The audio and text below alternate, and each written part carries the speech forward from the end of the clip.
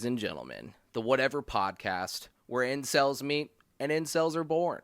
Today we'll get into how the creators of that channel, Brian Atlas and Andrew Wilson, became the Whatever Podcast it is today, and how they're the leading contributing factors to the male loneliness epidemic, and how their spread of misinformation directly affects the youth across the world.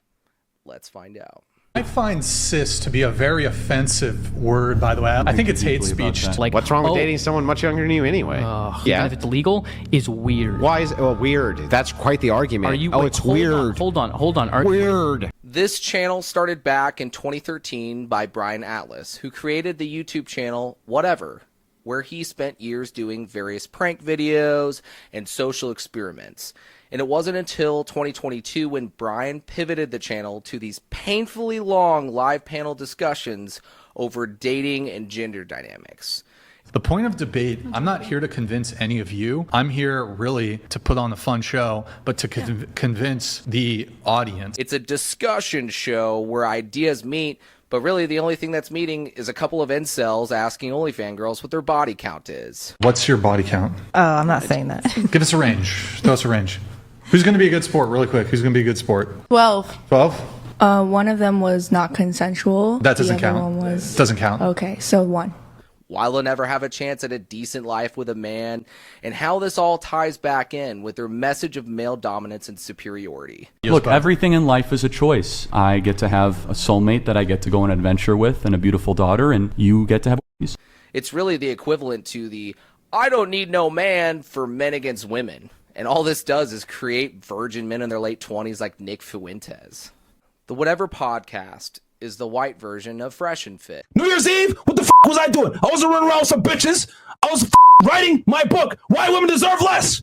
Spreading red pill ideology where men are told to maximize their status and view women as emotionally manipulative or inherently disloyal. Is my wife less attractive now than she was at like 25?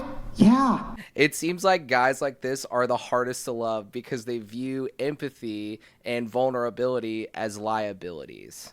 Using self-improvement as a tool, any man feeling confused, rejected, or isolated would see their channel as a sense of identity. The question to ask is the amount of money that you two girls are making on, is it worth giving up a family and love? Because any man that is worth his fucking salt that you would even be attracted to wouldn't put up with it. I can tell you right now. And you, my dear, are a depreciating asset. It's a profit grab, taking advantage of vulnerable men through uses of coaching, classes, and content that can consistently be produced because this problem between men and women never ends. My podcast, I'm going to talk about what I want to talk about. So you're not going to dictate the terms of what we're talking about, what we're not talking about. Women hate to hear when men ever have an opinion or have anything to say as it relates. As a man, no. Yeah, can you shut up also and stop interrupting?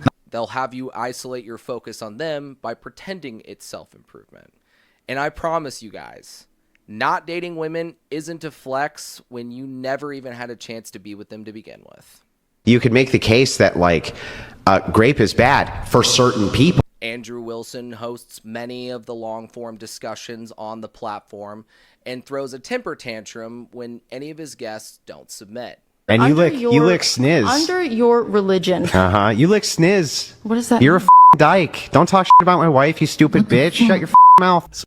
Andrew will resort to cursing and acting violent when faced with any accountability from any of his guests at all. False accusations, word vomit, and triggers are his go-to.